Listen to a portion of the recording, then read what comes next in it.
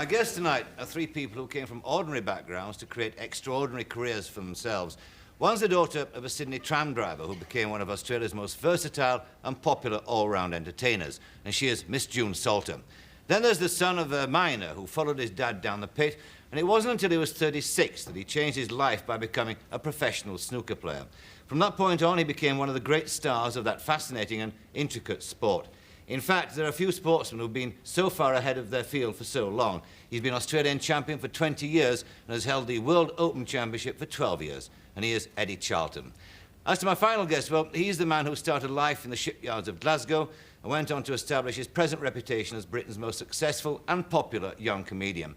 After a record-breaking tour of Britain, ending in a 3-week sellout in London, he's in Australia to perform his one-man show in the major cities. He is Billy Connolly. The lineup then is Billy Connolly, Eddie Charlton and June Salter. I'll be back after the break to talk to Billy Connolly. We'll see you then.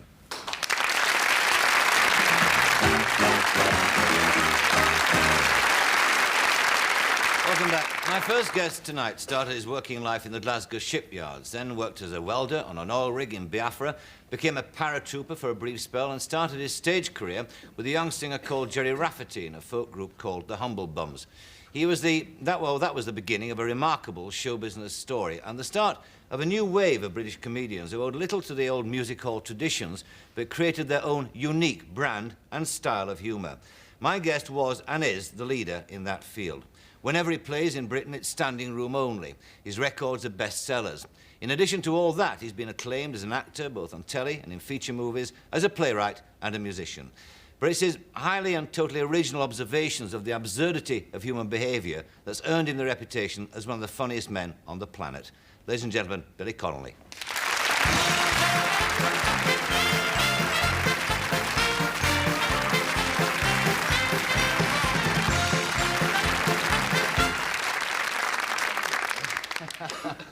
What about, I mentioned this thing there about this odd eye you have about human absurdity, human behaviour. Have you always had that? More or less. I think you're kind of stuck with that kind of thing. You don't learn it, you're kind of born with it. Yes. A born sort of cynic. Yeah. I remember the other night we were talking to Spike Milligan and he said his father had a chip in his shoulder because he was born with hemorrhoids. I'm much the same. I was a sort of show-off. I was a complete idiot at school. And so I started to try and be a character and be funny. I think I'm a teacher's nightmare. But you can't help be absurd. If you go to, when I was learning the sort of how to be funny, I thought I'd go and see some people in theatres in Scotland, variety theatre, sort of vaudeville thing. And you can't cease to notice the absurdity of people sitting in the audience, sort of, they're all rain-soaked, the hair stuck to their face, and the guy's just been made redundant that morning, you know. And a guy in a mohair suit comes out and sings, "Life is a cabaret." You can't help it. Yeah. Or have you ever noticed that if somebody gives you a Cartier lighter or a Dunhill cigarette lighter, you've got it for 3 days and somebody nicks it? And if you get one of those disposable ones, you've got it for the rest of your life. Even when it's finished, you keep finding it in drawers. What about the background you came from? Like, it was quite a poor background, wasn't it? It was just an ordinary working class Glasgow background. Mm-hmm. What about school? I mean, what were the schools like? Were they... They were Victorian schools, and as I told you before, I was completely dumb. The maths teacher used to send me out to count the railings. And I sort of gave up. I used to look out the window and watch pigeons making love on the roof opposite the school. I kind of gave in, really. Yes. And what kind of a youth were you? I mean, this education, what kind of a youth did it turn out? I was a total wally. I mean, the way I dressed even was horrendous. I got all the styles kind of mixed up. I used to wear a short jacket with little inch vents and paper collars, you know, them terribly stiff. You get 6 in a packet out of Woolworths. Ruin 5 trying to put them on. And it was a kind of, what was the jacket? It was Crombie. You know, it weighed about half a ton. Winkle pickers. And big ruby cufflinks, which cost 30 shillings a pair. You looked as if you owned South Africa. And what about, I mean, was this dressing up, was this to attract ladies in the main? I mean, was to make myself attractive to women. Windswept and interesting. I'll tell you another thing, the style then was tie and hanky to match. Yeah. And, you know, remember those lilac tie and hankies? And the hanky wasn't even a hanky. was 3 wee bits of cloth like that, and a big piece of paper stapled on it. So if your girlfriend burst into tears at the movies, you whip it. The least he could have done was make it blotting paper. A big piece of paper. What about, I suppose in those days when you were growing up there, it was courting, wasn't it, that you did? I couldn't have, my big failing was I couldn't chat to women. I didn't have the velvet lines. Like guys like you, the smoothies. Oh, sure. I always thought, no, really? Because you know, when you look like that, it's a bit horrendous. So, and I had a pal, Joe West, who showed me, because women were always refusing to dance with me, you know, because I look like a man with a head transplant. Like, my body's quite neat, but this thing's stuck in the top.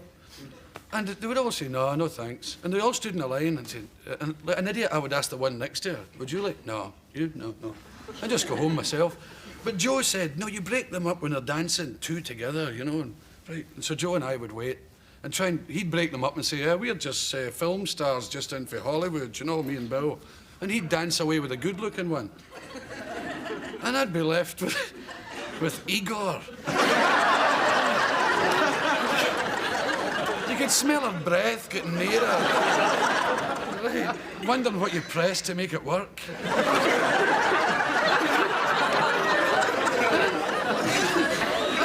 To say, and I always really blew it with terrible lines. Like, I'd be dancing around and I'd say, yeah, you don't sweat much for a fat bird.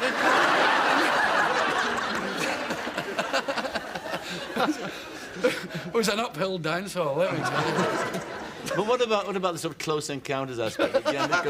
Because I mean, I remember from we're rough. Well, I'm older than you, but I remember. I mean, the entire thing. Now you see kids about nowadays, 18 and whatever, and I mean, they're going through sort of a relationship that you could never dream of when we were kids. You know? I mean, well, you see, it's real life so seldom matches up to the books you've been reading. And you go to parties, you know, and in my teenage parties, they all played terrible games, you know. They did a game called Stations. And you all sat in a circle. It was really quite horrendous. And the ladies passed round, you know. You're supposed to kiss them, right? And they put the lights out and they play an album track, or an album. And when the tracks change, the women change to the next guy. And again, the breath's coming round. You know the one who's going to be stuck to you, like a Jubilee clip. Getting nearer, you know. But when you get a good-looking one, you could kick the arm of the record player. I was a specialist in the 3-hour kiss. That numb face, your lips are sticking. And I didn't know. Guys said, yeah, fondle them, Bill. They like that. Fondle. And I didn't know what to do, you know. How to start. I go, ooh.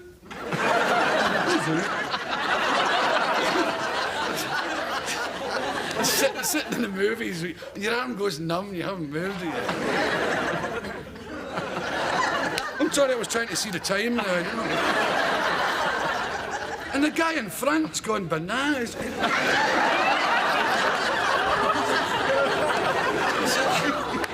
Said, if you screw that off, going to throw it in here. what about the What a great one is. Sorry. Look at that. What about the area you grew up in? I mean, you were born in a part of Glasgow, weren't you? It's a tough area of Glasgow. And I suppose that people nowadays, particularly people over here, they have this kind of image of the Glaswegian. You know, it's the accent. So true. So true.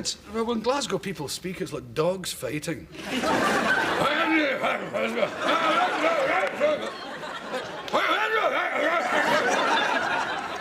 That's a courting couple.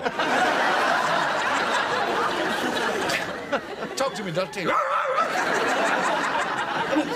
It's like giving my hobbies away. It's kind of strange. See, the Glasgow upbringing, for me, was a weird. Other people disagree violently and say I give Glasgow a bad name. But you can hardly help being like me. There's an indoor zoo in Glasgow. Have you ever been in an indoor... Have you ever smelt an indoor zoo? It was in Oswald Street, and this big flea-bitten lion called Raja, and we used to go along and hit it with polo mints. And that's what a Glasgow upbringing's like. When they saw Jaws, they were clapping the shark. That's what we used to do. This big silly lion, it was like an old carpet. We used to sit like bits of elastoplast on it. whack. But they... Other lions went, "Rawr!" This thing went, "Foo." Leave me alone. Foo. Aim for its willy.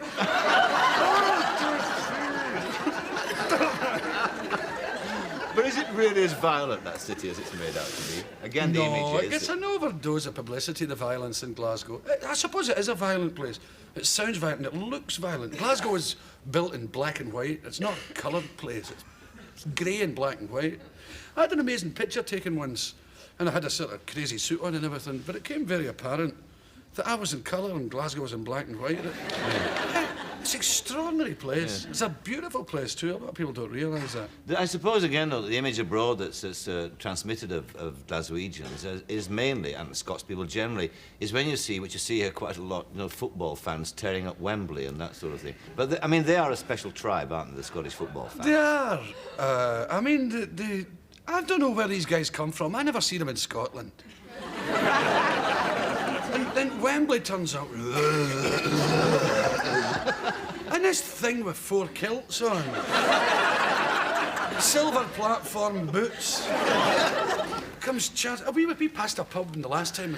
I mean, the guy looks like a Scotsman designed by a committee, you know. And we passed this pub. I've never seen anything like it. There were about 3 deep in the pub sitting there. The pub looked like a tin of maggots. And the staff behind the bar are going, "Good God Almighty." And everybody was drinking, so they must have been just helping themselves. I've never seen anything like it in my life. I don't know where they come from. I think they live in a cave somewhere. And they let them out and they march down and they all... But this Wembley was funny because Scotland was on trial, really. How dare they? But Scotland was on trial because of all the violence before. And we experienced it as well. I mean, it was getting out of hand. A guy came up to me in the street and said, "I hope you die soon, you bastard." How's that? I thought, my God, he reads Burns, eh?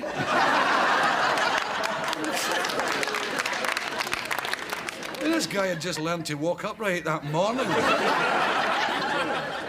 The knuckles all blood. He was eating a baby's leg. I don't know what you do about it, but they went over the top the other way.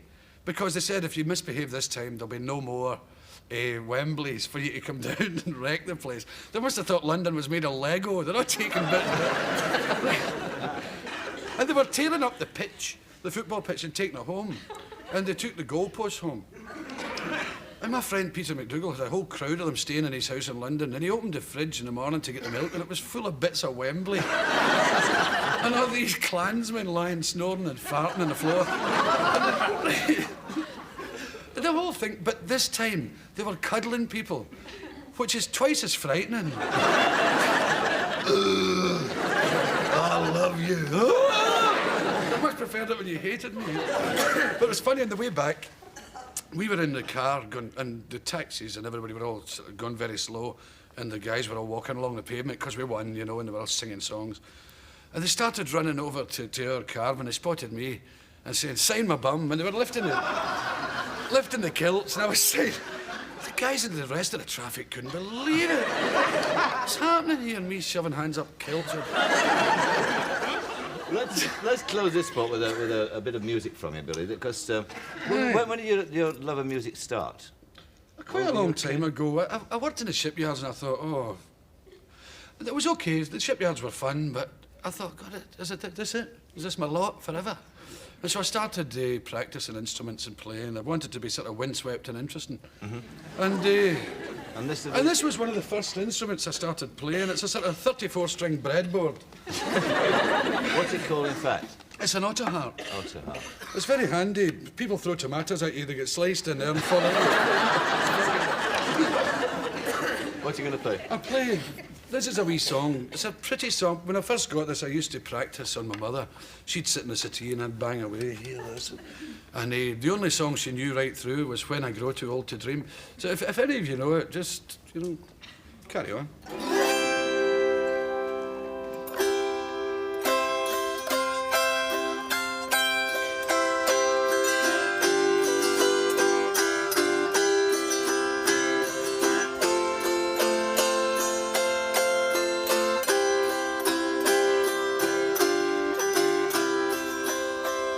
Mary O'Hara.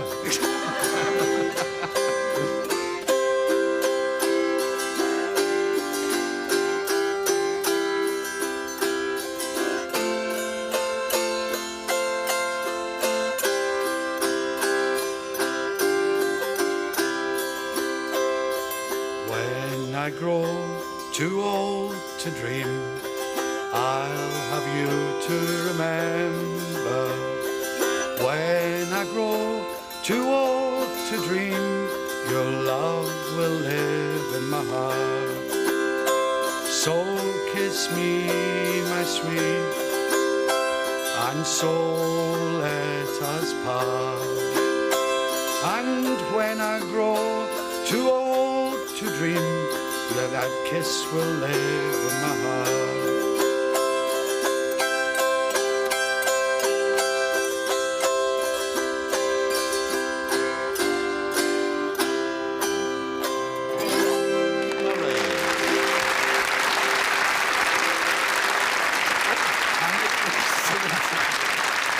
Right. We'll be back after this break to talk some more to Billy Connolly. See you in a minute.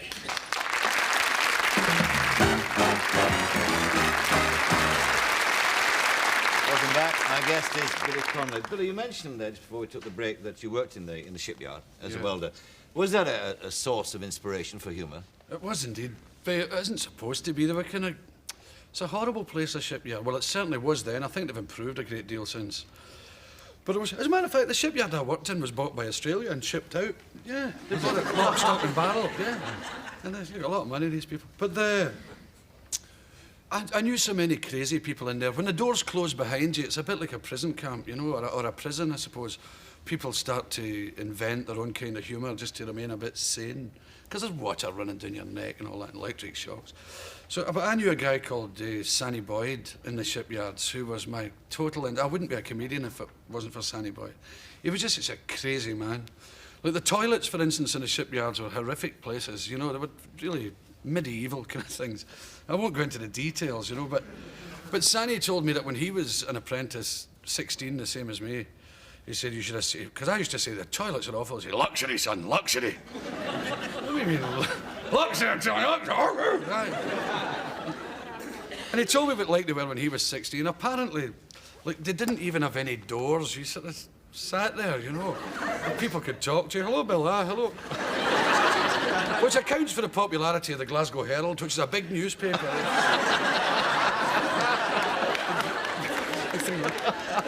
And the partitions between people were, it was only up to here. You could see each other. Hello, hey, man. No, bad. I'm the same myself this morning. Right? So, and they had no toilet seats as we know and love them, you know. Really, it wasn't that horseshoe-shaped thing. It was a bar of wood which ran the length of the place, and you sort of swung on it like a budgie.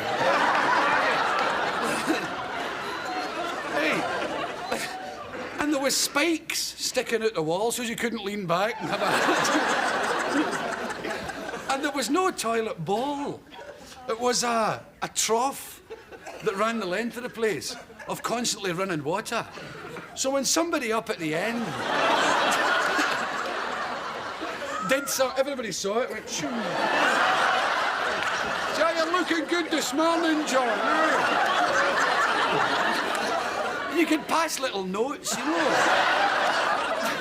They made, am I supposed to talk to them? I don't know how to look at they made wee boats and passed notes along. Smithy is a stinker, pass it on. Hey, if the guy at the end had a curry, everybody get burned. But according to Sanny said the great game for apprentices was to bunch up a newspaper, all scrunched up, set fire to it and throw it into the... Well, his heads would come up.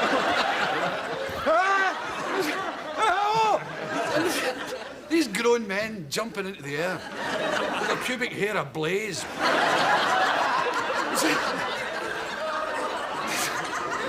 They said, but they were hardy men in them days. They used to beat the flames out with a hammer.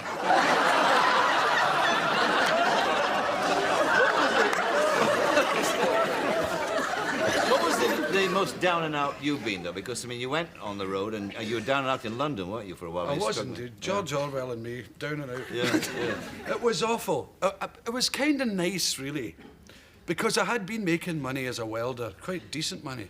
And then I decided to do this for a living, and so you have to go to the pits and start again. So I was making about £20 a week, and my rent was about 14, and I had a family by then, and a big dog and everything. So I actually had to walk to my gigs. I'll never forget the night that we were in Queen Elizabeth Hall, Run of Thames, top of the bill, and because we owed so much, we didn't get any money. I remember coming out and hitchhiking home, and the audience all getting into their cars. And I thought, what's this all about? And then we get lower again, although I always had a kind of profound belief in myself. I don't know whether it's a thickness in me or a naivety, you know. I think if you look up thick in the Oxford Dictionary, you'll find a picture of me. I always had this belief that I could crack it. And I remember we got so low that all we had was porridge. Every Scottish family's got some porridge in the cupboard. They don't eat it all the time or anything, but they've always got some as a standby.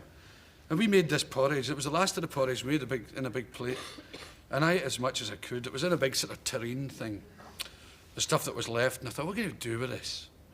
So I cut it into oblongs, sort of fish finger shapes. And then I fried it. And then I grilled it. And I put curry powder on it. And it was kind of wobbly like that. And we ate it, and it was rotten. Courage porridge. And we put it out for the birds, and they didn't eat it. But how difficult is it now? I mean, now you're successful, as you say, the most successful stand-up performer in Britain. How much, and a lot of your humour is very anarchic, how difficult is it to retain that posture when you are successful like you are? It's not difficult at all. If you can let the money get to you, if you like. If you want to hang about South Molton Street in London with a trendy wee street and buy all the expensive clothes, if you want to wear leather shirts and drive about in a Gucci coloured Rolls Royce, it's up to yourself. I mean, I know guys who've got Gucci dogs, right? And it's, if you want to do that, fair enough, and you will find yourself being drawn into that middle class nonentity world, because there's no comedians from there. They don't breed comedians. It's not funny in there. Really? They're all killing each other, trying to keep up with the other guy. The trick is drag them down. Right? And so I've never let money bother me. You know, I've got the green plastic in the restaurant, yes, the American Express and all that kind of trick. He is that soldier. But an Apache arrow this far north. But it doesn't bother me at all. I don't think about money and things like that. You know, you've known me for a long time. I've always looked like this. That's true. But I mean, what about your humour, though? I mean, is there a point to it, apart from making people laugh? There kind of is a point. I've always avoided this index finger school of comedy. You know, all that. And once I was reading all George Orwell and Steinbeck and Hemingway, and I thought, I'll change the world, right? I'll be all left-wing, and I've got visions and things. Nonsense. It was rubbish. At one point, I could relate that pen to politics, if you asked me. And I was becoming the most awful political bore, because I thought I knew all the answers. But you grow out of these things. Humour is for laughing at. Nobody knows why it happens, why I can say a sentence and they all, hopefully, the shoulders go up and down and they laugh. Nobody knows why you do it physically. So when you analyse it, it goes away. So what you do is, if you realise you've got an inherent sort of talent to do it, hopefully, live with it. But you don't, of course, you don't tell jokes as such, do you? I mean, your entire act's based on anecdote, and everything becomes a kind of a sketch with you, doesn't it? Aye, it tends to do that. I start with a line, just a wee throwaway, maybe. Like, I've been doing a thing recently about Prince Charles, and just throwing the line in about Diane, the efforts of her trying to look smaller than him, you see. And, you know, poor lassie's walking like that. And I find that completely absurd. She can be taller than him if she likes. And so I start with that, and if people laugh, I keep it in and stick another one on top of it. So like that, it grows, and often it becomes something it didn't start out to be. What, I mean, has any one line, any one sketch grown into something else altogether, into a play or something? Aye, well, for the first time in my life, all my stuff grew organically like that. And then one day I said, I'm going to sit down and I'm going to write a story instead of all this ad-libbing, living on the edge all the time. So I sat down and wrote, and the longer I wrote, it became a play. There was about 5 people involved, and then 7. And every time I ran out of characters, the door went and somebody else came in. Every time the plot was getting thin, the door went and somebody else, windswept and interesting, would come in, and the plot would change. And I did it at Edinburgh Festival, and we won a prize as a play. And then I wrote another 2 plays. Yeah. And then I was in a couple of plays. And then I did a movie which never saw the light of day. And Well, we'll talk about that movie later, actually, because that was with Richard Burton, wasn't it? Oh, aye. Just to mention, you're on the road again now, which is what you like doing best of all, isn't it? Absolutely, That's going yeah. out and playing. You start in Newcastle this Wednesday, I think, yeah, Wednesday. And then you're going all over the place Yes. with that. And also, of course, I mean, apart from being a funny guy on stage, you are a very, very good musician. This banjo we've got, this is your favourite instrument, isn't it, the banjo? The banjo, yeah. Yeah. That was the first instrument I started. I saw Pete Seeger doing it on television, and I thought, that's what I'll play. And I went away and got it. Who taught you how to play it? Okay, it was a guy called Bertie in Glasgow. I can't remember his second name. And he played in a place called the Folk Centre, and he was rotten. See, there was nobody could teach, nobody knew about 5-string banjo, how to learn it. There's not that many hillbillies in Glasgow. See. You've got a lot of cowboys. Most of them are here, I think, Glasgow cowboys. And but it was great. He knew bits of things and taught me these bits. Like, he used to do The World's Waiting for the Sunrise. That was his favourite tune, but he didn't know it. And he taught it to me, but he'd sing the bits he didn't know. He was a one-finger player. And he would go, deedly, deedla.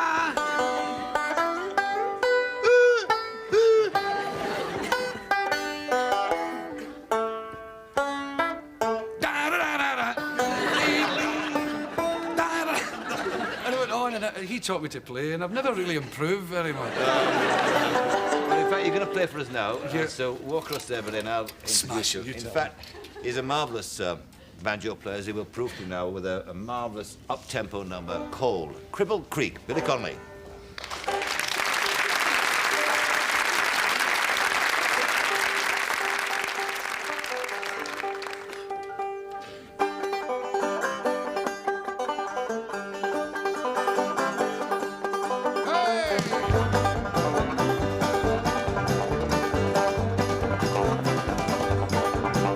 Oh, Cribble Creek's wide, Cribble Creek's deep. I'm gonna reach Cribble Creek before I sleep. Oh, my britches up to my knees. Go down Cribble Creek as I please. Go down Cribble Creek, gonna run. Go down Cribble Creek, have a little fun. Go down Cribble Creek, going in the world. Go down Cribble Creek, see my girl.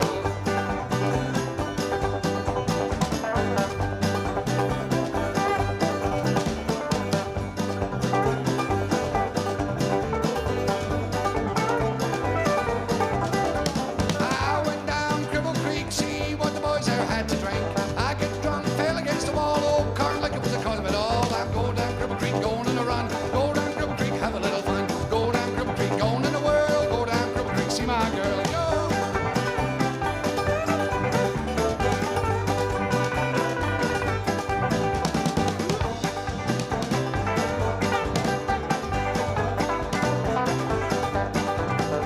Oh, Cribble Creek's wide, Cribble Creek's deep. I'm gonna reach Cribble Creek before I sleep. Roll them britches up to my knees. Go down Cribble Creek as I please. Go down Cribble Creek, going on a run. Go down Cribble Creek, have a little fun. Go down Cribble Creek, going in the world. Go down Cribble Creek, see my. Oh!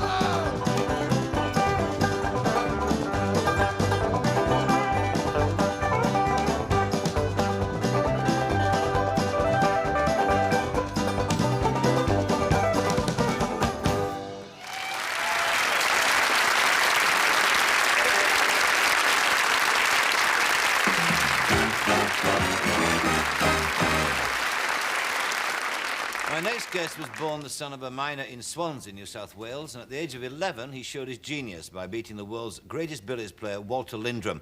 It wasn't until he was 36 years old that he gave up his job down the mine to turn professional.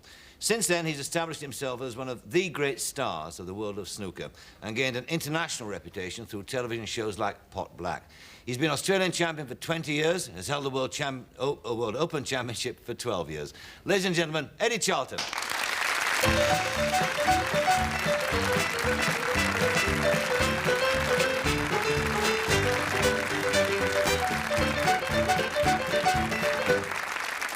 Right. Did you really beat Lindrum at the age of 11? Yes, it's a fact. He was playing for the war effort and the Red Cross, raising money back in 1941. And he sent a telegram to my grandfather, and he said, I believe you've got a grandson that can play the game pretty well. If you'd like to bring him down, we'll put him on one of our shows. And he did that.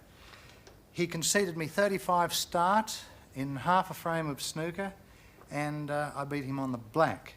That was after he mucked about for quite some time, Michael. Right, a kind man. It was a lot of fun. Take up your cue then, mate, because we're going to do some these marvellous trick shots of yours. Now, this is, you've already set the first shot up. What is the trick here? Well, the idea of the shot, it's one of those impossible-looking shots. I'm going to try and make the blue ball off the end of the string of reds into this corner pocket. Right. Here we go.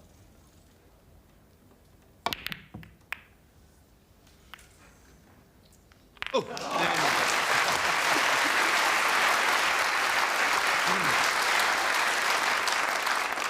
Now, what's your next trick going to be, next shot?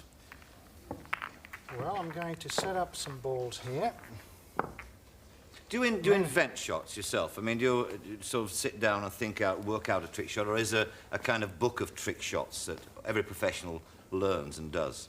Yes, well, I started to make them up myself. I started off watching the great players play when I was a kid, looking at their trick shots, particularly Walter Lindrum. And after you get on with it for a while, it's not difficult to understand that you can make up one trick shot from another. Right. So I have over 300 trick shots in my repertoire at the present time.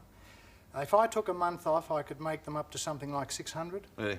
One lends itself to another. Is this one that you invented yourself?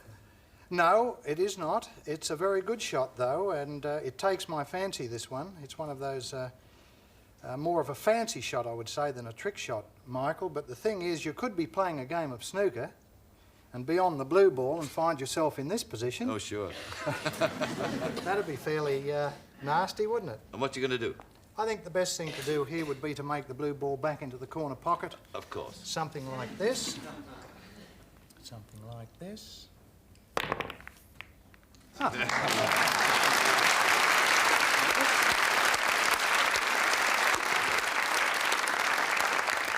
And then I wrote. What's the next one? Well, this is a shot Walter Lindrum was very, very keen on. He used to play it a lot. He wasn't all that keen on the game of snooker. No, but, he was a great billiard player, wasn't he? Yeah, the greatest ever. Mm. Twice as good as the next best, Michael. Right. When you were a young lad at the age of 11, how much did you used to practice, Eddie? Well, I started off, I lived with my grandparents for 7 years. I would help my grandfather clean the billiard club that he owned in the mornings. I would get off to school, come back in the lunch hour and practice in the lunch hour. About an hour and a half in the morning, I suppose. Then just over an hour in the lunch hour, come back after school and play from about 4 o'clock till 6 in the evening, another couple of hours, and then break off and have a meal, and I'd be back in there till he kicked me out about 9:30 at night. That's how you became an 11-year-old bandit. Right. So what are you going to do here, then? Well, the idea of this shot is to race the white ball right down the side cushion behind all 9 reds and eventually finish up by potting the blue. Mm-hmm. Here we go.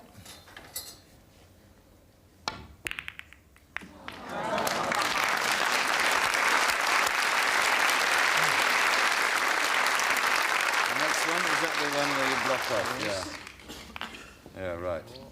And this is the impossible shot, isn't it? So with the 6 balls guarding, in fact, the entrance to the pocket. Yes, it's a very good shot, this one. It just doesn't look on. It's one of my favourites. Got news for you. None of them look on to me, that is for sure. Well, here's one now where we cut the path off to the centre pocket with 3 pairs of red balls. Right. Just get them touching. Now, the blue ball is caught here in the centre of the table against 2 reds. And the idea of the shot is to play from here. I have to get the blue ball away from the cluster of balls here and into the opposite centre pocket. Mm-hmm. Just an ordinary shot, Michael, nothing to get excited about. No. It's the blue ball into the centre pocket.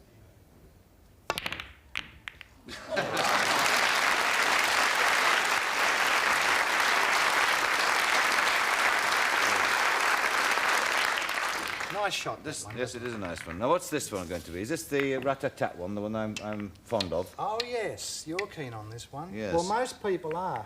It's... You want all the colours for this one, don't you? Yes, it's right. known as the rapid-firing machine gun shot. This one, the idea being to... Well, I get asked more about this trick shot, Michael, than any of the 300-odd that I can do. And it's not really a trick shot at all. There is no trick to it. It's just a plain, straight-out, very difficult shot to get. And the idea is to line the 6 colours across the baulk line, wide ball at this end, have to play the wide ball in this manner towards the corner pocket over there, but before the wide ball gets there to go in, you have to race it in with the 6 colours. So you can't stand about. Pause for breath. Right. Here we go, rapid firing machine gun shot, wide first, but it has to go in last.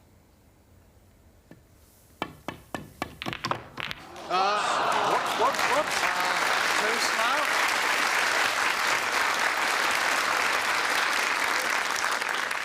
Let's do that one again. Yes, we'll do that again. I'll put the pink, blue.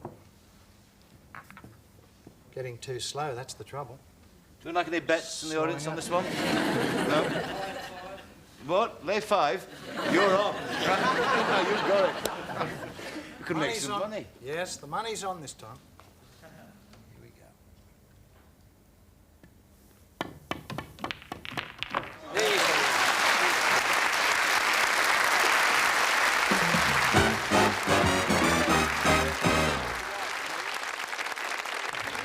Now, if you do, and a lot of people have these tables at home, what's the art of trick shots? I mean, what do you need to be able to do shots like this? Well, there are 3 very important things. The first shot, or the first thing to do, is to set the shot up correctly.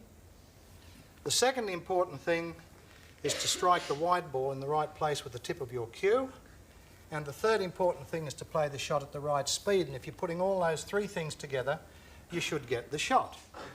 Now, this is a nice shot. 4 reds, 4 separate pockets, all in the one shot. Now, it's all going to happen fairly quickly on the smaller pool table. So what you have to look for, I'm going to play onto the blue to make this red into this centre pocket, blue to carry on to make the second red, yellow to cross the table to make the third red, and finally draw the wide ball back to make the 4th and last red. Now, anybody like anyone who missed one? Here we go, 4 reds in the one shot. Here we go. I like it, I like it. I like that one too.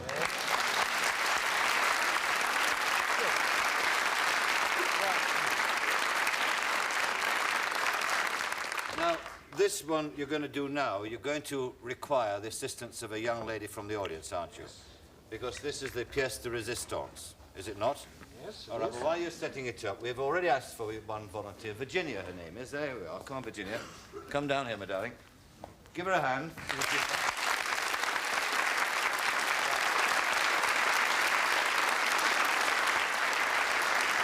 This is a death-defying act. Can you play this game? Can you not? You've never seen it played like this before, that's for sure. Now, what do you require Virginia to do? She's not done this before, I must tell you. We did rehearse it this afternoon, which is why we've got Virginia in as a replacement.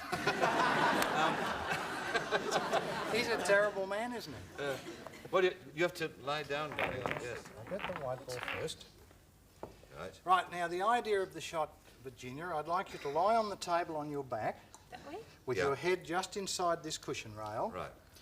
I'm going to ask you to take this block of chalk between your teeth. On top of the block of chalk, I'm going to place the blue ball. Here on the cushion rail will be 2 blocks of chalk, and sat on top of those the white ball. And then, without being able to see that far corner pocket, Virginia, I'm going to crouch down here and play the blue off the top of your lips into the far top right-hand corner pocket.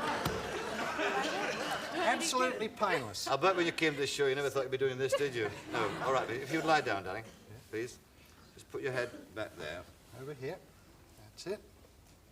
right. Lovely, just come this way a little bit. That's it. An operating table. Does it remind you of anything? Chalk between your teeth. That's it. Now, ladies and gentlemen, this takes a lot of concentration, so I would ask you to be quiet for me, because it's only the other night a very lovely young lady accidentally swallowed a block of chalk.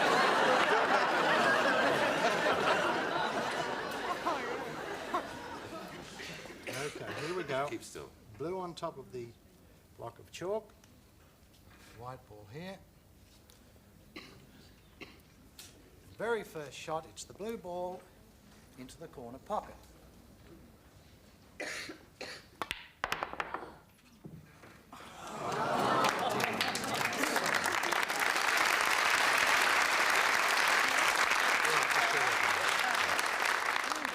We'll do take two on that one.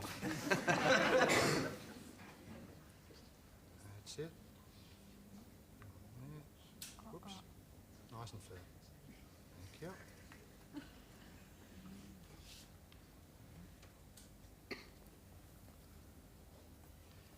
Okay, it's the blue ball into the corner pocket. That's it.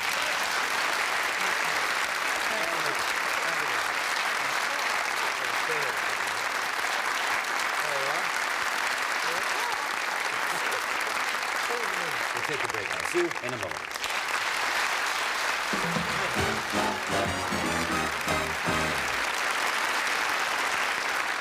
The term all-round entertainer is extremely overworked, but it does apply to my final guest tonight. She started her professional career as a radio actress and moved into the world of comedy and song at the legendary Phillip Street Theatre.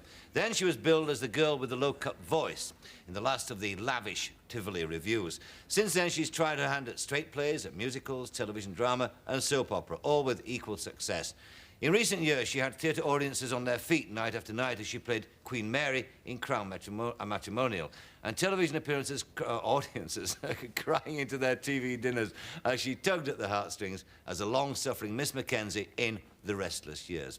She's been honoured with 2 Australian Film and Television Awards, including the coveted Gold Sammy, and she's still regarded as one of Australia's best exponents of the lost art of the point number, which she demonstrates with this old Sophie Tucker song, Life Begins at 40.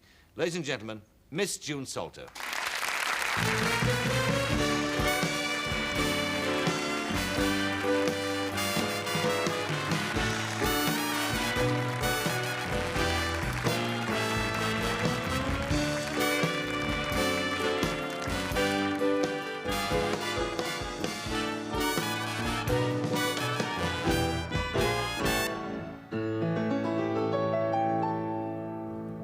I've often heard it said and sung that life is sweetest when you're young.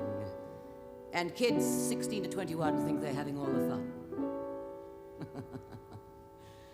Well, I disagree. I say it isn't so. And I'm one gal who ought to know. I started young, and I'm still going strong. And I have found, as I've gone along, that life begins at 40. That's when love and living starts to become a gentle art. A woman, if she's careful, finds that's when she's in her prime. And a good man, when he's 40, knows just how to take his time. Conservative or sporty, it's not till you're 40. You know the how, the why, the what, and the when. In your 20s and your 30s, you want love in large amounts. But after you reach 40, it's the quality that counts. Yes, life begins at 40. And I've just begun to live all over again. Now, the sweetest things in life grow sweeter as the years roll on, like the music from a violin that's been well played upon. And the sweetest smoke is from a mellow, broken-in old pipe. And the sweetest tasting peach is one that's luscious, round and ripe. In your 20s and your 30s, you're just an amateur. But after you reach 40, that's when you become a connoisseur. then it isn't grab and get it and a beeline for the door. You're not hasty. You're tasty. You enjoy things so much more. For instance, a novice gulps his brandy down. He doesn't understand. But you observe a connoisseur, the way he holds it in his hand, the way he strokes it, fondles it, and warms it, as he should. Then he smacks his lips, gently sips. And oh boy, does it taste good. Yes, life begins at 40. Then it isn't hit and run, and you find it much more fun. You romance a girl at 20, she costs you all your dough. But one of 40 thanks you and gives you breakfast before you go. And girls at 20, all they want are big men with big physiques. Well, I don't say that it's bad, but you do get tired of those damn Greeks. Like begins at 40. I love it all over again.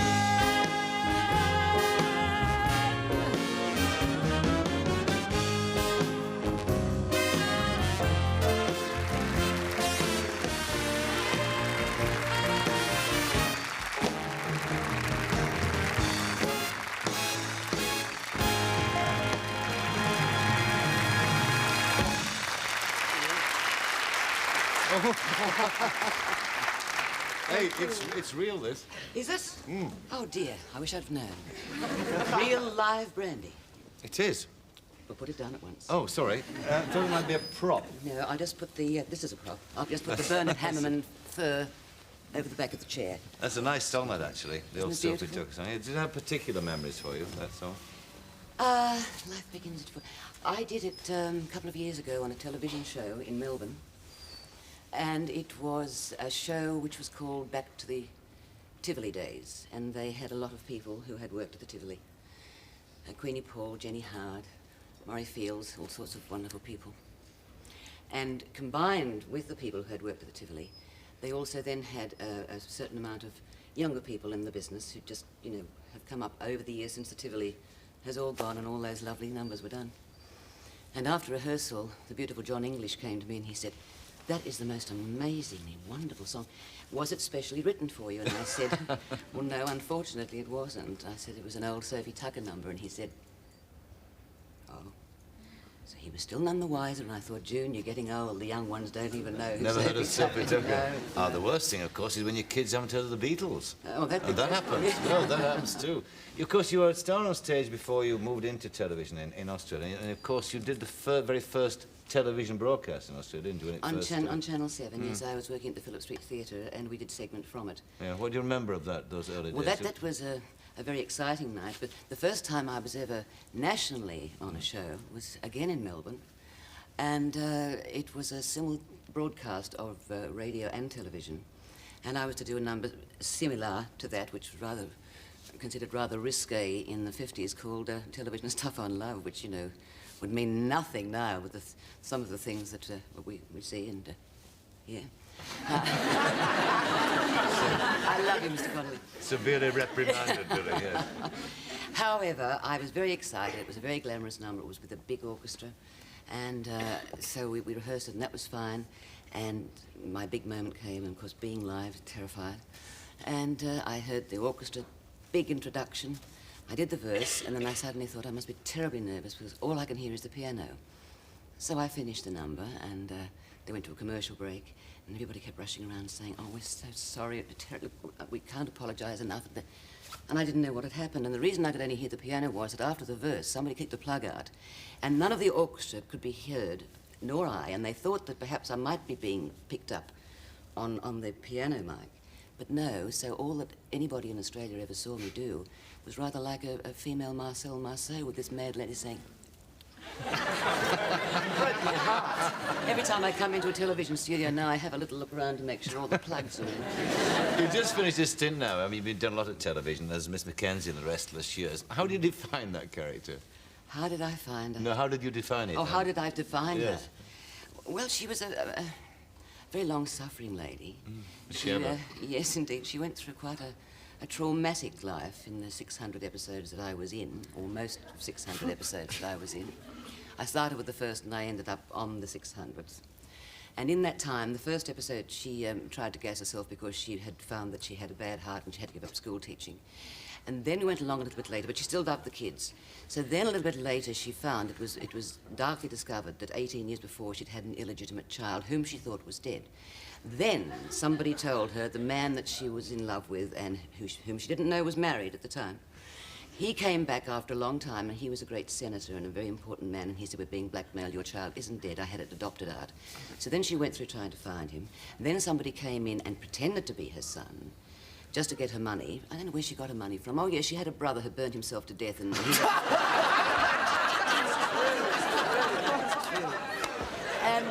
So, in actual fact, this other boy came along and pretended, so got Miss Mackenzie's money. Then he tried to kill her. Uh-huh.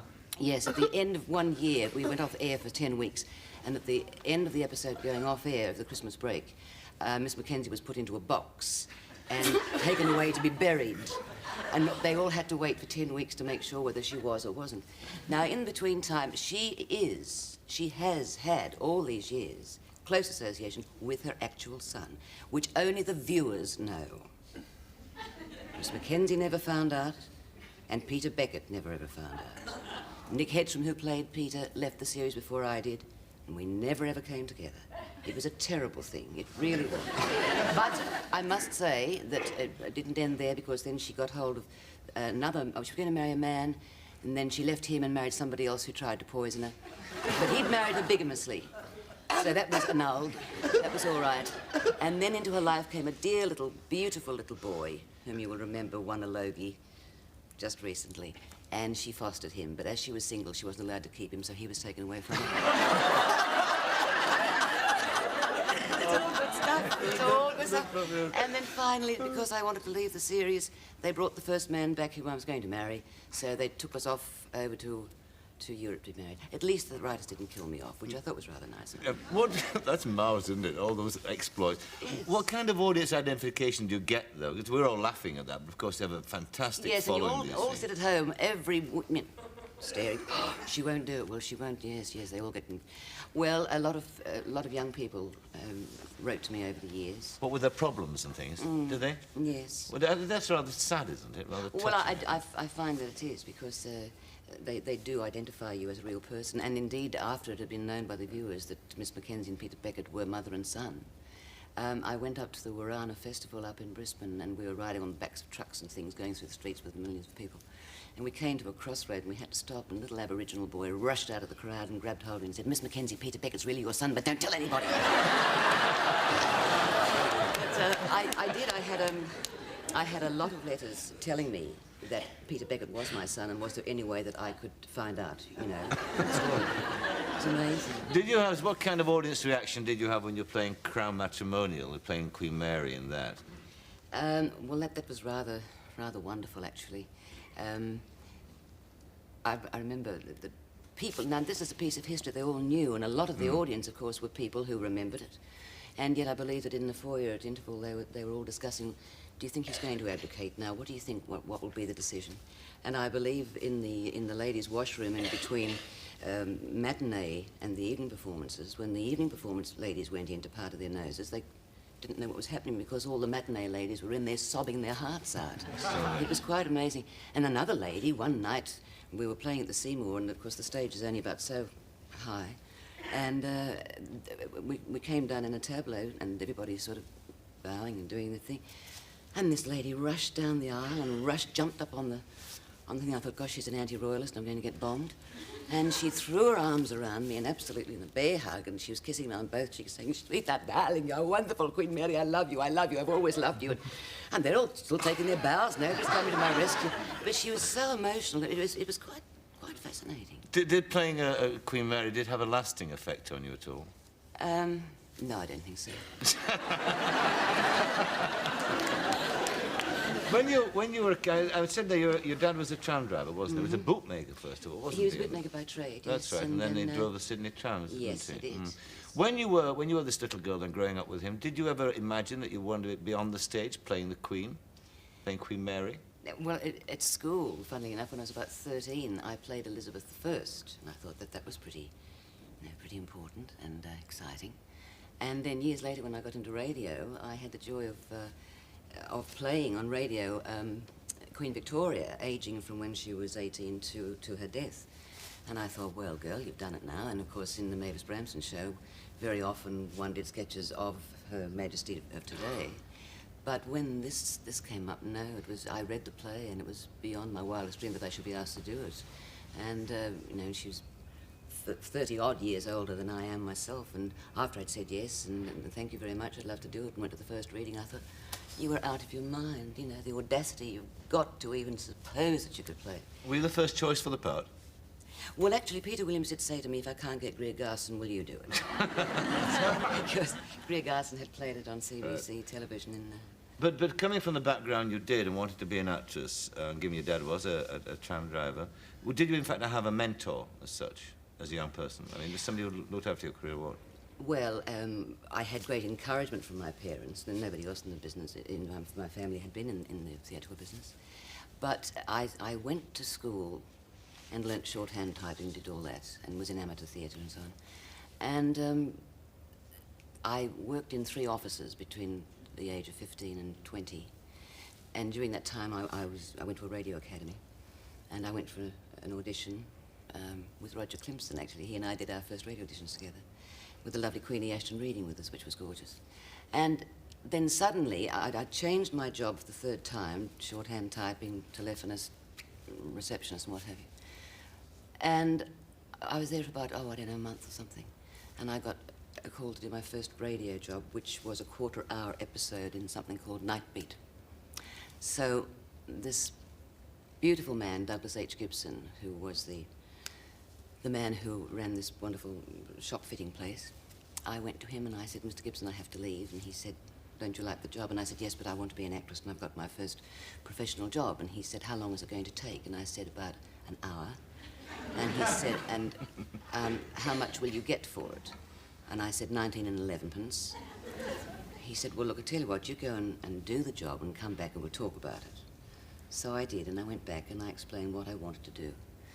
And that beautiful man, who's still out there somewhere, sir,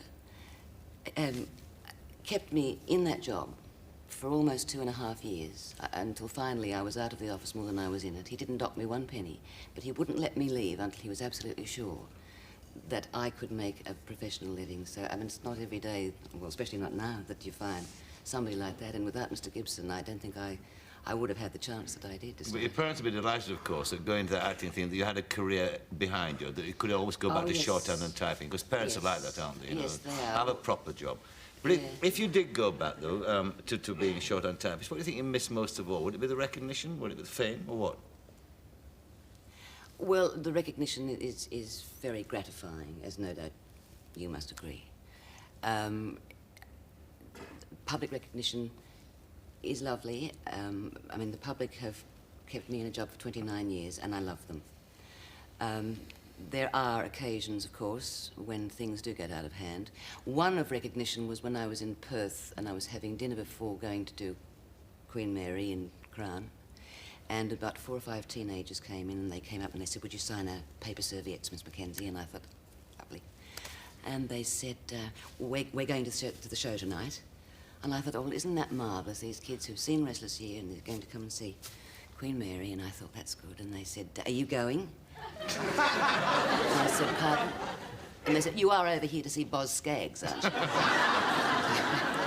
I see. And then, of course, you get on the other end of the thing, where years ago we did a drug referral concert, and we were all lined up the back to meet a very well-known member of Parliament and his lady. And as they came along, we were introduced and what have you, and his lady wife came along and said to whoever it was introducing us, there is no need to introduce me to this girl. I have followed her career for years and years and years. And I said to this lady, thank you very much, ma'am. You were listening. And she said, no, I loved everything you've done. And she said, I think the favourite thing of mine is your performance in I Do, I Do. And I said, that was Jill Perryman. And she said, oh, who are you?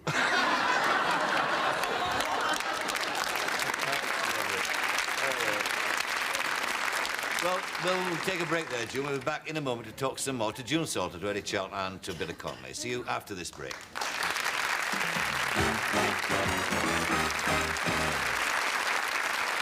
I guess June Salter, Eddie Charlton, and Billy Connolly. June, you were married, of course, to John Melian, called the Marriage of the Year when it first happened by Women's Weekly or something. You acted a lot with him. You're now divorced, and not worked with him since that. Would you like to work with him again? I'd love to, because I knew John for many years, or 6 or 8 years before we married. And most of that time, I worked with John. We were sort of young, juvenile leads in masses of radio stuff, and then I worked with him on stage and review, and then we came back from London to do Rattle of a Simple Man. And we worked very well together, and I loved working with him. And I don't know why, but since we divorced 13 years ago, I don't know whether people sort of think, they probably wouldn't want to work together, or better not do all that. And it's a shame, because I know he feels the same. You know, we always loved working together. He's a marvellous actor, isn't he? I would say he's one of the greatest actors this country has ever seen. I think so too. A marvellous actor. You know, you've got the boy, haven't you? John Melian Jr., of course, who's gone into acting. That must be a disadvantage, isn't it? Well, he did quite a bit when he was a little boy, because he's nearly 20 now, and 6'1.5", which I don't believe. And he was a good kid actor, you know, he showed good potential. And then when he was about 16, he came into Restless Years with us.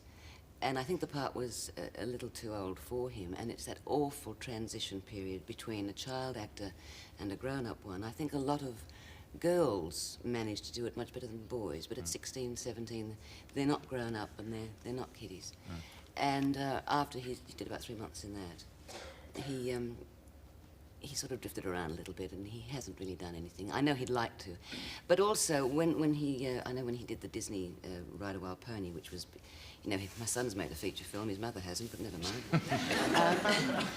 I said to him then, you know, if your career, you're going to pursue it, and you do, would you like to change your name before you begin with? Because having your father's name could be a disadvantage, in as much as, you know, people sort of tend to think. They forget that the father is so much older and so much more experienced. But I think they tend to feel that the child should be as brilliant as that performance they've just seen his father do.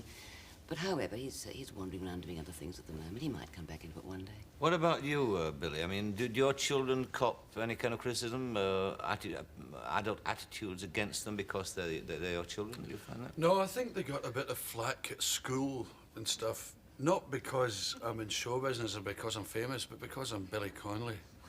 And I'm kind of unruly. And I think they expect it of them to be unruly. Like, people go up to my wife and say, but you're not funny. As if she should be a comedian. And they think me go around the house with big red noses. Life is a cabaret. That's right. But what about the acting? Because you've done quite a bit, haven't you? In fact, you have made a feature film. I have indeed, yes. Yes, with Richard Burton. With Richard Burton, which hasn't seen the light of day. It's called Absolution. I don't know what the problem is. I haven't seen it. On the final day of shooting, the producer, Elliot Kastner, came up and said, look, if you ever want to see the movie, it's only a phone call. And he walked away and didn't give me his number. It must have been a bit daunting, though, to imagine working with... It was. I almost fainted. Burton. I don't know if you've ever been so nervous that you feel as if inside your body's hot and outside's cold. And it was the first... I met him about 10 minutes before we did the opening scene. He said, come on, let's try it. And I went, oh, no. Are we out to try this thing? But we got to know each other real well. It was great. I was murdered in the movie and buried in a wood, and he had to discover my body. He was a Jesuit priest, you know. And he'd scrape I was in the grave, you see, with one eye open. And a dead leaf over my eye. And he was to scrape this off and gasp shock horror, cover me up and fall distraught on top of my face while I'm under the ground there, and then say a couple of prayers. And the first couple of takes were dreadful because he would take the earth off and my open eye would be exposed, and it was terrible trying to keep it open in this daylight that suddenly appeared. And then, because the camera was over his shoulder looking at me and you couldn't see his face, he would go... and I'd go... But the third time he did it right and covered me up like the true professional he is, shoved all the earth up my nose, lay on top of me and started singing I Belong to Glasgow.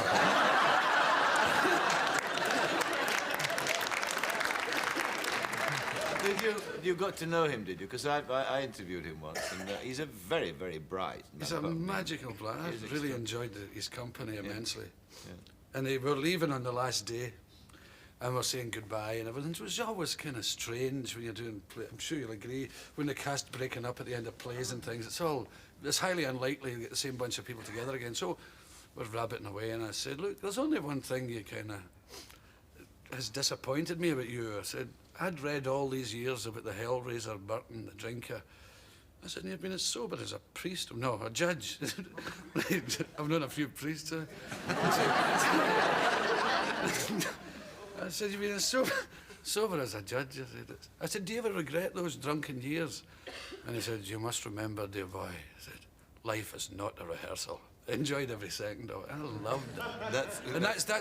That's tattooed in my chest. That's a lovely line, isn't it? Life Do is it. not a rehearsal. Yeah. Yeah. What about your acting in future, though? Is there anything you'd like to do that...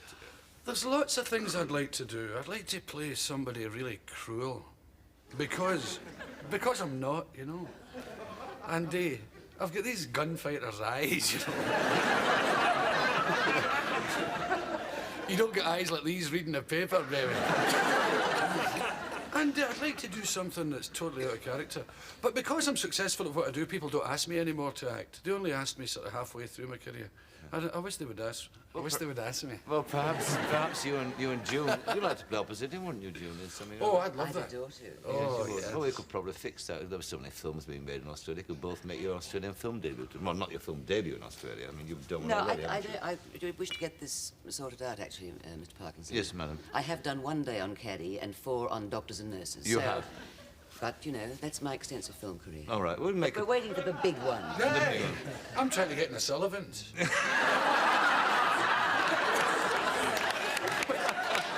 I thought the war was going to go forever. Don't worry, I've just done 2 episodes of that recently, so there's time. Yeah. All right. Well, we'll be back in a moment for Mr. Connolly to close the show with his inimitable rendition of one of the world's great love songs. A tender moment, and we'll see you in a moment.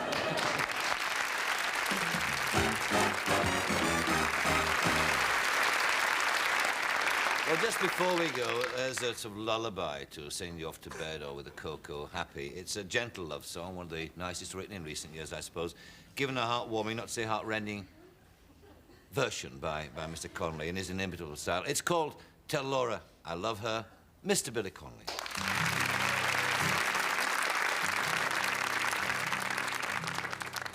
Tell Laura I love her. Tell Laura I need her. Tell your Laura not to cry. Oh, my love for her, oh, it will never die. Well, hi there, ladies and gentlemen. My name's Tommy. And yes, Laura and I were lovers for many years, until God took her away for a special purpose of his very own. I must admit, I was a bit cheesed off at the time. I had a special purpose in mind myself. Oh, sure, we'd lovers' tiffs like everybody else. Like the time in a moment of weakness I purchased a dirty magazine, ladies and gentlemen. And in that magazine, I read about erogenous zones. And I invited Laura over to my place, ostensibly for coffee and cookies. And we were sitting on the sofa, ladies and gentlemen, and we were necking. And I guess I must have touched one of her erogenous zones, because she need me in one of mine. Oh, ladies and gentlemen, friends, I'll never forget the day that God took Laura away for a special purpose of his very own. We were downtown shopping for Laura's mom. She wanted an inflatable Marlon Brando and some rubber bedclothes. Strange woman, Laura's mother. We were mirandering. We were philandering. No, we were meandering down Main Street, ladies and gentlemen, hand in hand, when a child ran onto the road. I said, oh my God, my nerves, and covered my eyes. I guess I'm that kind of guy. But Laura, who's made of sterner stuff than I, dashed onto the road to save that child. Ladies and gentlemen, I want to tell you, the child made it to the other side. Turned round and said, But Laura didn't. Ladies and gentlemen, she made it to the white line. In the centre of the road when a 15-ton truck came round the corner sideways and flattened her. Some nights, friends, I lie awake, awash with sweat. As I remember the exact noise that truck made as it flattened Laura. Splat! You know the noise you get when you stick a straw up a frog's bum and blow really hard? Ladies and gentlemen, friends, I want to tell you, Main Street was not a pretty sight that day. There was bits of Laura everywhere. I remember 2 bits were sliding down the post office window. And a big dog came round the corner and made off with a couple of bits. And it was with a heavy heart and a tear in either eye. I searched and I searched, but I couldn't find the bit I was looking for. Tell Laura I love her. Tell Laura I need it all together. Oh, tell Laura not to cry, 'cause my love for her, oh, it will never die.